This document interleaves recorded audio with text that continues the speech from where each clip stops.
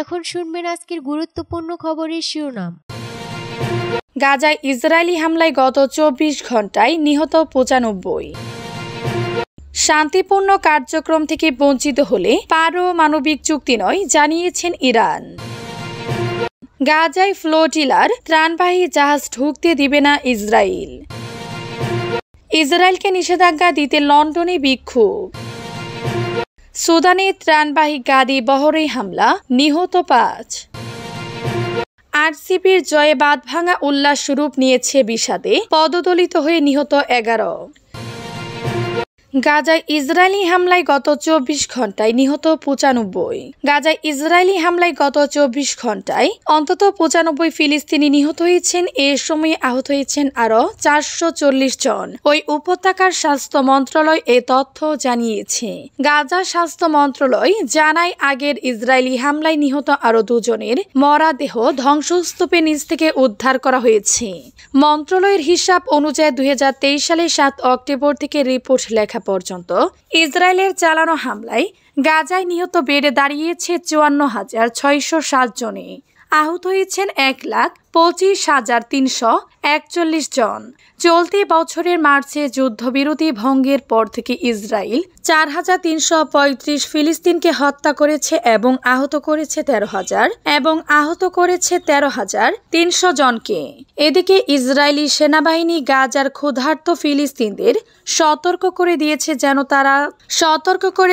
যেন তারা যুক্তরাষ্ট্র সমর্থিত বিতর্কিত মানবিক সংস্থা গাজা হিউম্যানিটারিয়ান ফাউন্ডেশনের ত্রাণ বিতরণ কেন্দ্রগুলোর আশপাশের সড়কের কাছে না যায়।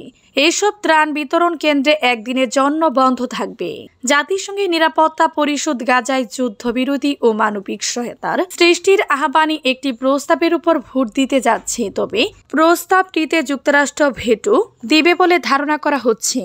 শান্তিপূর্ণ কার্যক্রম থেকে বঞ্চিত হলে পারমাণবিক চুক্তি নয়, জানিয়েছেন ইরান। পারমাণবিক কর্মসূচি চালিয়ে যেতে না দিলে চুক্তি করবে না ইরান। পাশাপাশি দেশটি পারমাণবিক চুক্তিতে রাজি হওয়ার জন্য যুক্তরাষ্ট্রের কাছ থেকে নিষেধাজ্ঞা প্রত্যাহারের নিশ্চয়তা চেয়েছে।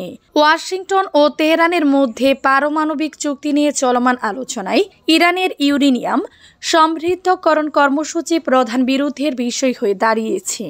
চলতি বছরের এপ্রিল থেকে এ আলোচনা চলছে। আলোচনায় ইরান বলছে তারা একটি শান্তিপূর্ণ বেসামরিক পরমাণু কর্মসূচি চালাচ্ছে, কিন্তু যুক্তরাষ্ট্র ইরানের এই কর্মসূচিকে চূড়ান্ত সীমা বা রেড লাইন হিসেবে বিবেচনা করছে। সোমবার মিশরের রাজধানী কায়রোতে জাতিসংঘের আন্তর্জাতিক আণবিক শক্তি সংস্থার IA মহাপরিচালক রাফায়েল গ্রসির সঙ্গে বৈঠক করেন ইরানের পররাষ্ট্রমন্ত্রী আব্বাস আরাগচি।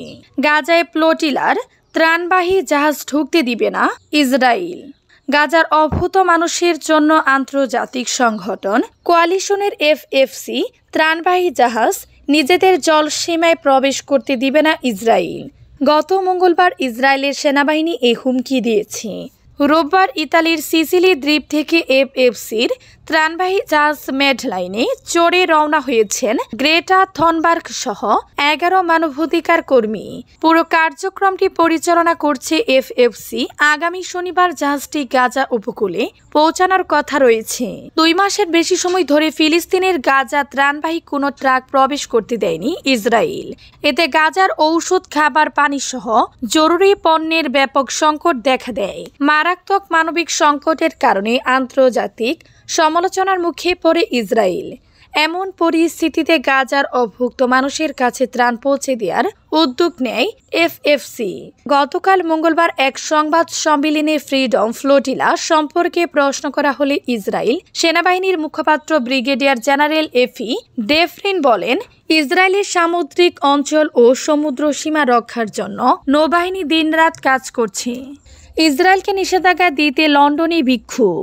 গাজায় যুদ্ধবন্ধে লন্ডনে ব্রিটিশ পার্লামেন্ট ভবনের সামনে সমবেত হয়ে বিক্ষোভ করেছেন ফিলিস্তিনি পন্থীরা।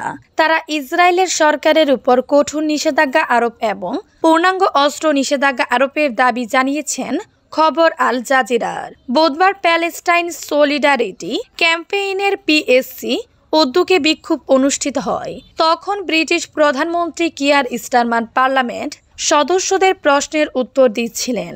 হাজার হাজার বিক্ষোভকারী লাল পোশাক পরে ব্রিটিশ পার্লামেন্ট ভবন ঘিরে মানববন্ধন করেন। স্টারমার পার্লামেন্টে বলেন, অবরুদ্ধ এবং বোমা বর্ষণে বিধ্বস্ত গাজায় ইসরায়েলের কার্যকলাপ ভয়াবহ এবং অসহনীয়। তিনি বলেন, এই সময়কে অন্ধকার সময় বলা যথার্থ। আমরা ইসরায়েলি সামরিক অভিযানের বিস্তৃতি, বসতি স্থাপনাকারীদের সহিংসতা এবং মানবিক সহায়তা আটকে দেওয়ার কঠোর বিরোধিতা করছি। স্টারমার আরও জানান, যুক্তরাজ্য এরই মধ্যে নিষেধাজ্ঞা দিয়েছে, মুক্ত বাণিজ্য আলোচনা স্থগিত করেছে এবং বর্তমানে আরও নিষেধাজ্ঞা দেওয়ার বিষয়টি বিবেচনা করছে। যুদ্ধ শুরুর পর থেকে যথাযথ পদক্ষেপ না নেওয়া এবং এখনও কার্যকরভাবে সুদানের ত্রাণবাহী গাড়ি বহরে হামলা, নিহত 5। উত্তর আফ্রিকার দেশ সুদানের অবরুদ্ধ শহর আল ফাশারের দিকে যার পথে একটি ত্রাণবাহী গাড়ি বহরের উপর হামলায় 5 জন সাহায্যকর্মী নিহত হয়েছেন। মঙ্গলবার 3 জুন জাতিসংঘ এ তথ্য জানিয়েছে। এএফপি জানিয়েছে, জাতিসংঘের সংস্থাগুলো এক যৌথ বিবৃতিতে জানিয়েছে, সোমবার উত্তর দারফুর রাজ্যের আলকুমা গ্রামের কাছে বিশ্ব খাদ্য কর্মসূচি ও ইউনিসেফের 15টি ট্রাকের বহরের উপর হামলা চালানো হয়। বিবৃতিতে বলা হয়েছে, হামলায় গাড়ি বহরের 5 জন সদস্য নিহত এবং বেশ কয়েকজন আহত হয়েছেন। এছাড়া একাধিক ট্রাক পড়ে গেছে এবং গুরুত্বপূর্ণ মানবিক সরবরাহ ক্ষতিগ্রস্ত হয়েছে। সেনাবাহিনীর সাথে নিয়মিত যুদ্ধরত আধার সামরিক র্যাপিড সাপোর্ট ফোর্সের RSF নিয়ন্ত্রিত একটি এলাকায় সংঘটিত হামলার পিছনে কারা জড়িত জাতিসংঘের সংস্থাগুলো তা চিহ্নিত করতে পারেনি। যুদ্ধরত দুই পক্ষ, যাদের বিরুদ্ধে যুদ্ধের অস্ত্র হিসেবে ক্ষুধাকে ব্যবহার এবং সাহায্য লুটপাট বা বাধা দেওয়ার অভিযোগ রয়েছে, তারা এই হামলার জন্য পরস্পরকে দোষারোপ করেছে। জাতিসংঘের সংস্থাগুলো জানিয়েছে, যুদ্ধকালীন রাজধানী পোর্ট সুদান থেকে ত্রাণ পরিবহনকারী কনভয়টি প্রায় 18 কিলোমিটার পূর্বে ত্রাণ সরবরাহ করছিল এবং আল ফাশারে ত্রাণবাহী গাড়ি নিয়ে যাত্রার পরিকল্পনা করছিল। তখনই এ হামলার ঘটনা ঘটে। আরসিবির জয়ে বাঁধ ভাঙা উল্লাস রূপ নিয়েছে বিষাদে পদদলিত হয়ে নিহত 11।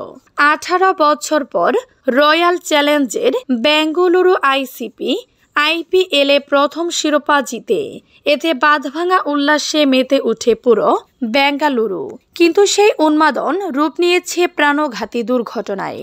বেঙ্গালুরুর চিন্নাস্বামী স্টেডিয়ামের বাহিরে পদদলিত হয়ে অন্তত 11 জনের মৃত্যু হয়েছে বলে জানা গেছে। বুধবার 4 জুন কর্ণাটক রাজ্যের ক্রিকেট সংস্থা KSCA RCB দলের সংবর্ধনার আয়োজন করে দলটি বিমানবন্দর থেকে বিধানসভা পৌঁছানোর পর স্টেডিয়ামে যাওয়ার কথা ছিল। সেখানে একত্রিত হন হাজার হাজার মানুষ। চোখে পড়ার মতো ভিড় ছিল স্টেডিয়ামের বাহিরেও।